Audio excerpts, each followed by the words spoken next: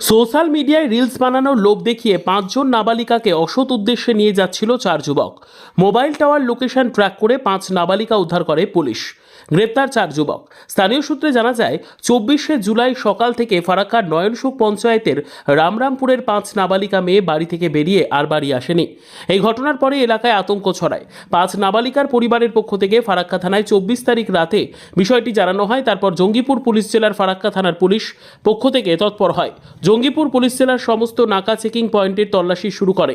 25শে জুলাই ভোর রাতে মুর্শিদাবাদের ফারাক্কা থানার পুলিশ সেই 5 নাবালিকাকে উদ্ধার করে নিয়ে আসে বীরভূম সংলগ্ন এলাকায় জাতীয় সড়কের উপর থেকে।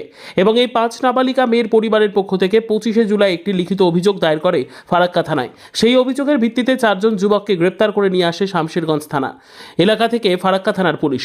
পরিবার সূত্রে জানা যায় 24শে জুলাই সকালবেলায় 5 জন নাবালিকা মেয়ে বাড়ি থেকে টিউশন পড়তে যাবে বলে বেরিয়েছিল। তারপর নাবালিকা মেয়েরা বাড়ি না ফেরায় বাড়ির লোক চিন্তিত হয়ে পড়ে এবং ঘটনাটি জানাজানি হতেই এলাকায় চাঞ্চল্য ছড়ায়। এলাকায় হইচই পড়ে যায়। পুলিশ প্রশাসনের কাছে বিষয়টি জানানো হয়। 25শে জুলাই ভোর রাতে 5 নাবালিকা উদ্ধার করে ফারাক্কা থানার পুলিশ। পুলিশ সূত্রে জানা যায় 24শে জুলাই রাতে 5 নাবালিকা মেয়েকে পাওয়া যাচ্ছে না বলে পরিবারের পক্ষ থেকে জানায়। ফারাক্কা থানার পুলিশ তদন্তে নেমে 5 নাবালিকা মেয়ের মোবাইল টাওয়ার লোকেশন ট্র্যাক করে মুর্শিদাবাদে জঙ্গিপুর জেলা পুলিশের পক্ষ থেকে সমস্ত জায়গায় তাদেরকে খোঁজাখুঁজি করতে থাকে এবং তারপর 5 নাবালিকার মোবাইল টাওয়ার লোকেশনের সূত্র ধরেই সেই 5 নাবালিকাকে বীরভূম জেলা সংলগ্ন এলাকা থেকে উদ্ধার করা হয়। 25শে জুলাই ভোর রাতে জঙ্গিপুর মোরগ্রাম জাতীয় সড়কের ওপর থেকে। গতকাল নাবালিকা মেয়েদের হোমে পাঠায় পুলিশ। ঘটনার পর ফারাক্কা থানায় একটি লিখিত অভিযোগ করে 5 নাবালিকার পরিবার। গতকাল লিখিত অভিযোগ পাওয়ার পর এই ঘটনার সঙ্গে যুক্ত থাকার অভিযোগে গতকাল রাতে শামশেরগঞ্জ থেকে 4 যুবককে গ্রেপ্তার করে ফারাক্কা থানার পুলিশ। পুলিশ সূত্রে আরও জানা যায় ধৃতদের নাম হাবিবুর রহমান বয়স 31, রাজিবুল শেখ বয়স 20, সোলেমান শেখ বয়স 22, জাফর শরীফ বয়স 26।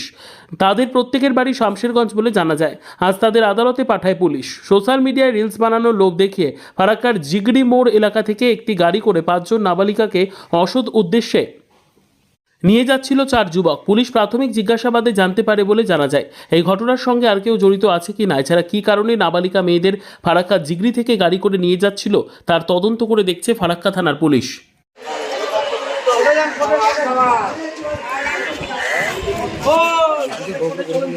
যথেষ্ট টাইম দোকানে